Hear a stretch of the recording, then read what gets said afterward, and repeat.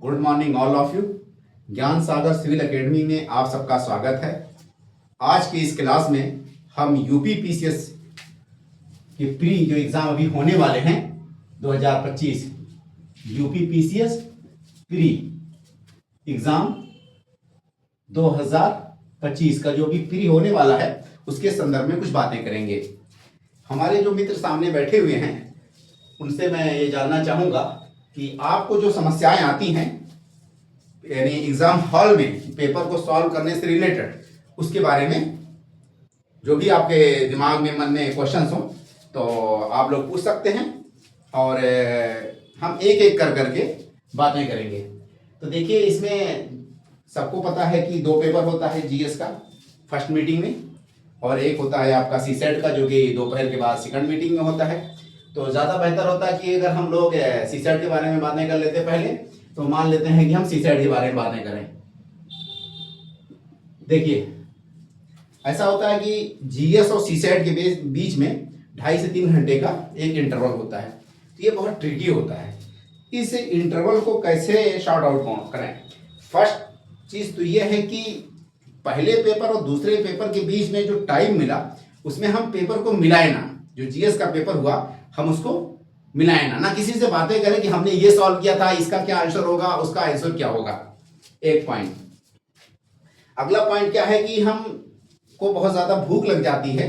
उस भूख को मिटाने का तरीका क्या है कि जीएस के पेपर के बाद तुरंत ही हमको कुछ ऐसी चीजें हल्की सी डाइट ले लेनी चाहिए। नंबर 2। तीसरे नंबर पे सीसेट का पेपर दोपहर के बाद होता है तो हमको कुछ ऐसा नहीं खाना है जैसे कि जिससे नींद आए और हमारा दिमाग जो है थोड़ा सा सप्रेस हो जाए। इसलिए हमको एक्टिव रहने के लिए हल्की सी डाइट जिससे नींद ना आए, तेल की चीज़ों को अवॉइड करिए या चावल हुआ तो हल्की सी कुछ भी खा लीजिए आसपास में जो भी मिले तो ज़्यादा बेटर होगा। अब हम सीसेट के बारे में बातें करते हैं। आपका सवाल क्या है बताइए। हमारा सवाल ये है कि सर पहले कौन सा सेक्शन अटेम्प्ट करना चाहिए? अच्छा देखिए सीसेट में अगर हम बात करते हैं तो इसके में एक तो हम लिख सकते हैं यहाँ पे इंग्लिश मीडियम, दूसरे नंबर पे हम लिख सकते हैं यहाँ पे हिंदी मीडियम। देखिए हिंदी मीडियम का अलग अप्रोच होता है और इंग्लिश मीडियम वाले का सीसेट में अलग अप्रोच होगा। जहां तक इंग्लिश मीडियम का सवाल है या हिंदी मीडियम का सवाल है, पहले नंबर पे फर्स्ट नंबर पे इन लोगों को जो क्वेश्चन अटेम्प्ट करने हैं उसमें जो हिंदी के सवाल होते हैं, जो हिंदी के सवाल होते हैं चाहे वो ग्रामर के हों, व्याकरण वाले या पैसेज होते हैं, हिंदी मीडियम वालों को पहले नंबर पे यह क्वेश्चन अटेम्प्ट करना चाहिए क्योंकि इसमें बहुत ज्यादा फ्लुएंट और इफ्लुएंट होते हैं, उनको अच्छी नॉलेज होती है और बहुत आसानी से कम टाइम में ये लोग उस क्वेश्चन को हल कर सकते हैं। ये क्वेश्चन लमसम हमारे ख्याल से किसी साल 20 आता है, किसी साल 25 क्वेश्चन आते हैं, तो इसको बहुत आसानी से कर सकते हैं। वहीं पे फर्स्ट नंबर पे इंग्लिश मीडियम वालों को जो डिसीजन मेकिंग से रिलेटेड क्वेश्चन आते हैं वो करने चाहिए। किससे रिलेटेड? डिसीजन मेकिंग से रिलेटेड जो भी क्वेश्चंस आते हैं उनको वो करने चाहिए पहले नंबर पे, क्योंकि ये बहुत आसान होते हैं, बहुत ज्यादा ट्रिकी नहीं होते हैं और कम टाइम कंज्यूमिंग होता है। तो ये आपके अंदर एक कॉन्फिडेंस डेवलप कर देगा कि हमने 15 क्वेश्चन 20 क्वेश्चन कर लिए, अब हमको बहुत कम क्वेश्चन करना बाकी है, हमारे पास टाइम बहुत है। तो ये एक तरह से ये एक वक्ती तौर पर आपको एक कॉन्फिडेंस बूस्टअप कर देगा। अगला पॉइंट हमारे पास यहाँ पे ये हो जाता है कि डिसीजन मेकिंग के बाद ये लोग दूसरे नंबर पे जो वो वाले सवाल होते हैं जैसे कि कोई चीज अरेंज करना है, यानी 3-4 चीजें दी हुई हैं, सुबह एक बंदा उठता है, ऑफिस जाना है या ऑफिस में फिर जा करके ट्रेन पकड़नी है, तो इस तरह के जो क्वेश्चंस आते हैं दूसरे नंबर पे उसको अरेंजमेंट वाले टाइप जो क्वेश्चंस होते हैं जो कि रीजनिंग और डिसीजन से रिलेटेड होते हैं बट वो थोड़ा सा लैंग्वेज आधारित होते हैं, कम्युनिकेशन से रिलेटेड, तो वो मिक्स टाइप क्वेश्चंस होते हैं, उसको हमको सॉल्व कर लेना चाहिए। तो उसको हम कह सकते हैं यहाँ पे कि रीजनिंग कम सीयूएम कम जो भी आपका डिसीजन या कम्युनिकेशन जो इस तरह के सवाल होते हैं उसको हमको कर लेना चाहिए। ठीक है। यहाँ पे साथ में जो आपका हिंदी मीडियम है उनका जहां तक मामला है वो भी सेम इसी तरह से पैरेलल यहाँ चल सकते हैं कि चाहे तो ये डिसीजन वाला कर ले चाहे तो ये वाले क्वेश्चन कर ले। अगर ये लोग डिसीजन वाला करते हैं तो बहुत ज्यादा सही रहेगा इनके लिए भी, डिसीजन वाले एंड ये वाले जो है आपके रीजनिंग यानी कि आपका कम्युनिकेशन से रिलेटेड जो क्वेश्चंस होते हैं तो इनको इनको भी यही कर लेना चाहिए, डिसीजन वाला या कम्युनिकेशन वाले क्वेश्चंस कर लेने चाहिए। अगला आपका तीसरे नंबर का जो सवाल है, देखिए थर्ड नंबर पे आपके पास सिर्फ बचता क्या है, यहाँ पे आपका डिसीजन भी हो गया, कम्युनिकेशन भी हो गया, रीजनिंग भी हो गया। अब इंग्लिश वालों के पास थर्ड नंबर पे जो सबसे आसान पोर्शन बचता है वो इंग्लिश का अपना।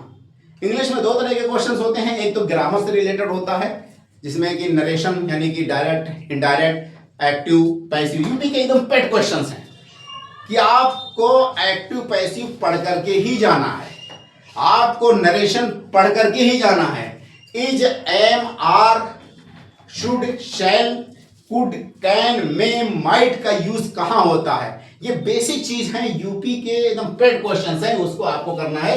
तो हम यहां से कह सकते हैं कि इंग्लिश लैंग्वेज के क्वेश्चंस। पैसेज को हर हाल में इनको कर लेना चाहिए। यहां पे आपका तीसरे नंबर पे, थर्ड नंबर पे जो है आपका सेम ऐसे ही ये लोग इंग्लिश को कर सकते हैं। यहां पे फोर्थ नंबर पे यहां पे अभी बच क्या रहा है, देखिए आप एक तरफ से ये लोग हिंदी पे चले जाएं।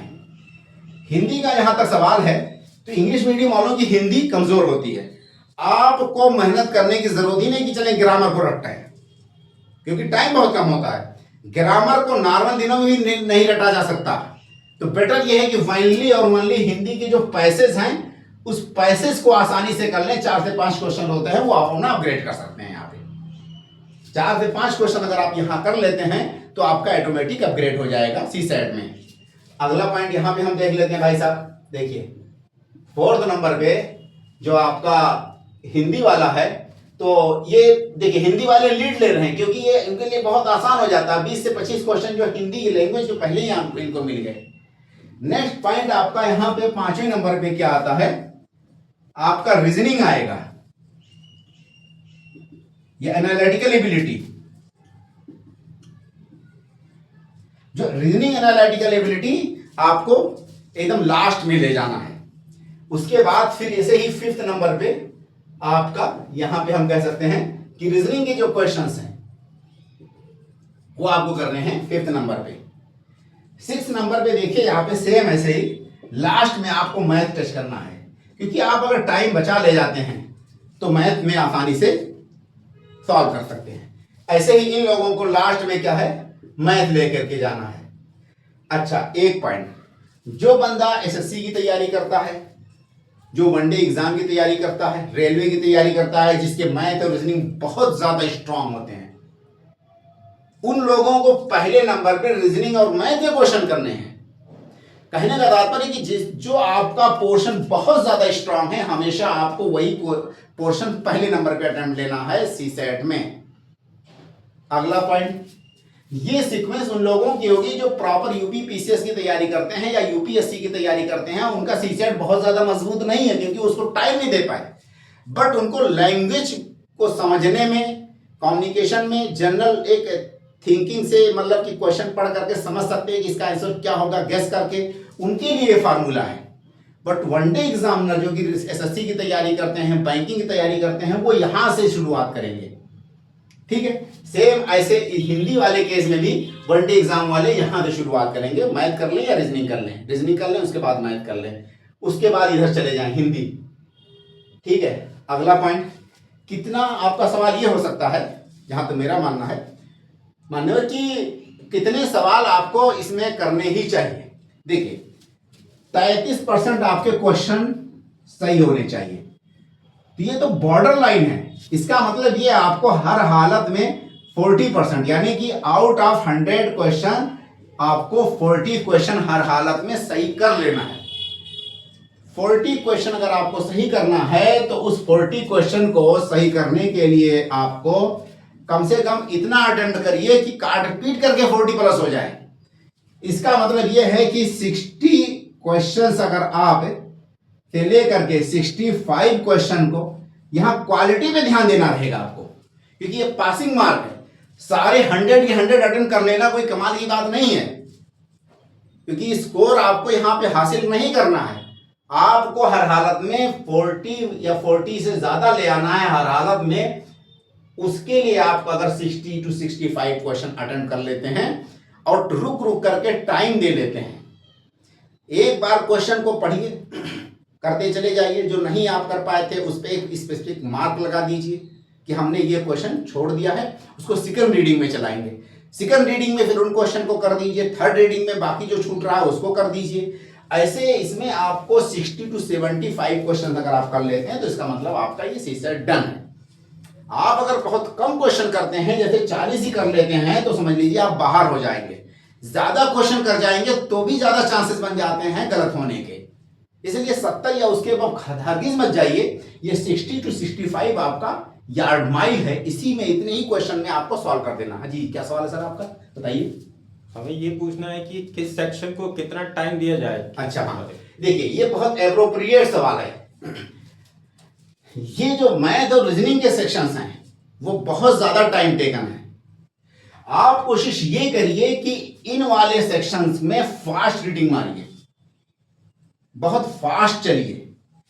आप जो इंग्लिश मीडियम वाले हैं, ये यहां पे जो व्याकरण वाला है जिसको हम ग्रामर कहते हैं, ग्रामर वाले पार्ट पे इंग्लिश वाले लोग टाइम कम खर्च करें, बस पढ़ते जाएं, जो आए समझ में मार दें। लेकिन ग्रामर के बजाय पैसेज पे थोड़ा रुक करके टाइम दें, क्योंकि पैसेज बहुत आसान होता है। 2 से 3 रीडिंग पढ़ लेना ही चाहिए। पैसेज करने का तरीका क्या है, चाहे इंग्लिश का हो चाहे हिंदी का हो, पहले नंबर पे पैसेज पढ़ा जाता है, उसके बाद क्वेश्चन पढ़ा जाता है। उसके बाद जब क्वेश्चन पढ़ा जाता है तो आप गेस करके समझिए, याद करिए, ध्यान दीजिए कि क्या पूछा गया, कॉन्टेक्स्ट क्या है। सेकंड नंबर पे फिर रीडिंग लगाइए, फिर क्वेश्चन पढ़िए, ऑटोमेटिक हिट हो जाएगा इस क्वेश्चन का शायद इस पैसेज के इस लाइन में आंसर है। कुछ लोग गलती करते हैं कि पहले नंबर पे क्वेश्चन पढ़ जाते हैं फिर पैसेज पढ़ते हैं, तो एक मेंटालिटी सेट हो जाती है, वो क्वेश्चन के इर्द गिर्द नाचने लगते हैं। वहां पे कॉन्टेक्स्ट पे आपको इर्द गिर्द नाचना कि क्या एक्चुअली फ्रेम बना रहा है, क्या थीम इसका है, क्या कहना चाह रहा है। तो बेटर है कि पहले पैसेज पढ़िए। पैसेज के थ्रू आप ज्यादा स्कोर कर सकते हैं, चाहे हिंदी हो चाहे इंग्लिश हो। ग्रामर के थ्रू आप स्कोर कम कर सकते हैं, क्योंकि आप यूपीएससी की तैयारी कर रहे हैं, मतलब कि आप 2-4 साल आपका एक्सपीरियंस हो, बहुत सारी किताबें पढ़ चुके हैं, आपको लैंग्वेज में कमांड हो चुका है। ग्रामर नॉलेज बेस है, पैसेज लैंग्वेज बेस है, यानी आपका एक्सपर्टाइज हो गया। पढ़ते पढ़ते आपकी रीडिंग हैबिट डेवलप हो गई है, अंडरस्टैंडिंग डेवलप हो चुकी है। इसलिए पैसेज के थ्रू ही आप स्कोर अच्छा बनाइए। पैसेज के थ्रू चाहे हिंदी वाले हो चाहे अंग्रेजी वाले हो, किसी भी मीडियम वाले हो। यहां पे इनको दिक्कत आएगी इंग्लिश ग्रामर में प्लस पैसेज में, बट इसके क्वेश्चंस कम होते हैं, बट यहां पे ये लीड ले जाएंगे। इनको हर हालत में इसी पैटर्न को ही फॉलो करना है। टाइम आप बचाने की कोशिश करिए स्टार्टिंग के पोर्शंस में, इसमें टाइम ओनली पैसेज में दीजिए। जो टाइम अगर आप बच जाता है, आधे घंटे 40 मिनट अगर आप सेव कर ले जाते हैं, तो आपको हर हालत में ये पोर्शन में आपको लीड मिल जाएगा। इसके क्वेश्चन बहुत ज्यादा चांस होते हैं कि डायरेक्टली हिट हो जाए, इसलिए टाइम बचाना है। इसके क्वेश्चन आपके सब्जेक्टिव टाइप होते हैं, आंसर कोई भी हो सकता है, ABCD में से आंसर कोई भी हो सकता है, इसलिए गलत होने के चांसेस ज्यादा हैं। बट सीक्वेंस ये फॉलो होगा, टाइम में ये सीक्वेंस नहीं फॉलो होगा, ये ध्यान दीजिएगा। टाइम ये सीक्वेंस पेपर करने का है, पेपर को करने का ये सीक्वेंस है।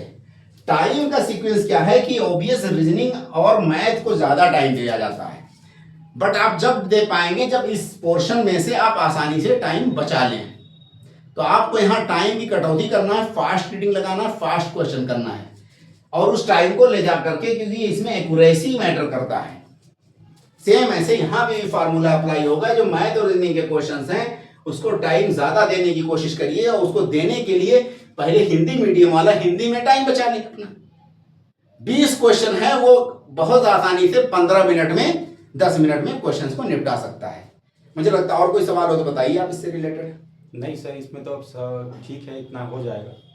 अब आप एक वीडियो में हमें जीएस का ही बता दीजिएगा। अच्छा, जीएस का हम इसी में बता दें या आगे बताएं भी? अलग से एक वीडियो बना। चलिए ठीक, हम यहीं पे विराम देते हैं। ओके भाई, ऑल द बेस्ट।